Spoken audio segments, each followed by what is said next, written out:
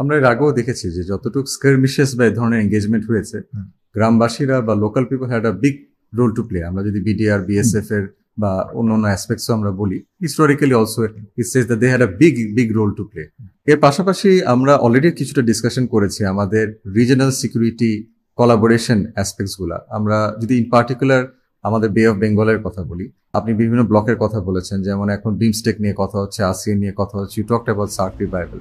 So in particular with Bay of Bengal, এই অ্যাসপেক্টে আসলে আমাদের কি করা উচিত? আমাদের কিন্তু actually national defence policy when it comes to our bay or our sea maritime aspects গুলা, এগুলো কিন্তু এখনো খুব ক্লিয়ারলি আউটলাইন করা নেই। when it comes to আসলে আমাদের বাউন্ডারিজ এর অ্যাসপেক্ট গুলো নিয়েও কিছু ডিসপিউট আছে, যদিও সেটা আমরা ইন্টারন্যাশনাল কোর্টে একটা রায় আমাদের আছে। সো এই অ্যাসপেক্টে হোয়াট ডু ইউ থিঙ্ক, এবং আমাদের কি করা উচিত স্ট্রেনথেন করার জন্য? একটা ইন্টারেস্টিং জিনিস হচ্ছে, মানে although America is quite focused on the Bay of Bengal, interestingly Chinaও চায় না, ইন্ডিয়াও চায় না America presence in the Bay of Bengal. ইন্ডিয়ার কনসেপ্টটা হচ্ছে we are capable, trust us, equip us, আমরাই দেখব। আমি জানি না আমেরিকা কতখানি ইন্ডিয়াকে এই ব্যাপারে ট্রাস্ট করে। চায়না অবভিয়াসলি তারা একটা বে অফ বেঙ্গল ওপেনিং চাচ্ছে, এখানে তারা আমেরিকান প্রেজেন্সটাকে মোটেই তারা দেখতে চায় না। India they feel they can contain them, তারা ট্যাকেল করতে পারবে। তো এইরকম একটা সিচুয়েশনে যেখানে Chinese interest and American interest are just diametrically opposite, একটা মানে সর্ট অফ কনফ্লিক্টিং জোনের মতন তৈরি হচ্ছে। এবং যেহেতু তারা দেখতেছে আগামীতে Malacca strait will be a threat for them by Indo-Pacific through Indo strategy, তারা এখানে শর্টকাট করার জন্য বে অফ বেঙ্গল আসছে। এবং তারা অল্টারনেটিভ কিন্তু আবার গোয়াদার পোর্টটাও ওর দিকে খোলা রাখছে, যদি এইখান থেকে যদি তারা বাধাগ্রস্ত হয়, as a second alternative it will be through Gwadar port.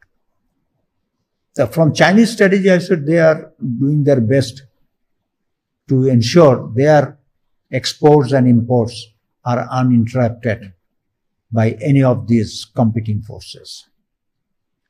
বাংলাদেশের কথা হচ্ছে যে হ্যাঁ, আমরা একটা অপরচুন মুভমেন্ট এসেছি, আমরা এখন কোন দিকে লিন করবো is a very serious question. Strategically আমরা যেটা দেখছি যে গত 15টা বছরের আমাদের এক্সপিরিয়েন্স থেকে এটা বুঝেছি, যেহেতু we had no friend but India and the friend itself was disturbing us every now and then,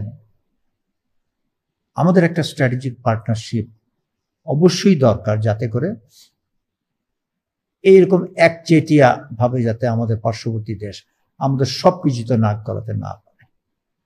আমাদের স্ট্র্যাটেজিক অটোনমি এনশিওর করতে গেলে we need a strategic partner, এবং সেই পার্টনার অবশ্যই India has fail to prove that. Given that chance they have misused it, এবং তারা সেটা করতে পারে নাই।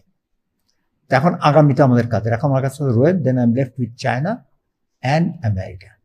আমেরিকার এখন জিওপলিটিক্যাল যে পজিশনটা দেখাচ্ছে, তারা might is giving over hard power over না হলো question, this come into a big question.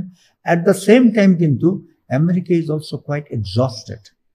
তাদের হোম ফ্রন্টে they don't have the stamina to deploy more troops outside, এবং যার জন্য দেখেন মিয়ানমারে একটা যে অপরচুনিটি যাচ্ছে আমেরিকার জন্য, আমেরিকা কিন্তু কোনো তার ট্রুপস ডিপ্লয় করতে চাচ্ছে না।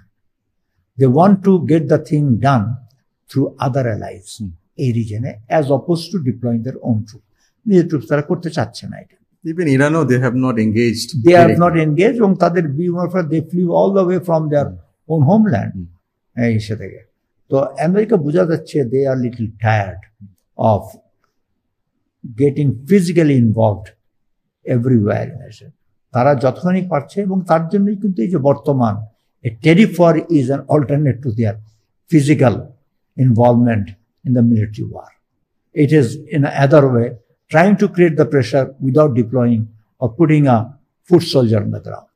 They're going to say that. On the other side, I think Chinese are very eager to come forward with an open arm. Now, the future politicians of the Bangladesh have to decide which course should be the best course for us and what are the ramifications. এবং এর মধ্যে যে tariff ওয়ারটা শুরু হয়ে গেছে, we have to see the outcome of it.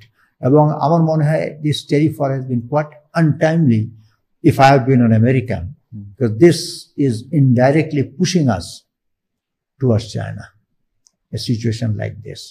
এবং in the process আমার মনে হয় America will lose more friends as opposed to his strengthening his Asian focus, and China will grab it in all the ways. এখন আমরা দেখতে হবে ভবিষ্যতে what is the best course, and these are the issues আমার মনে হয় political government have to seriously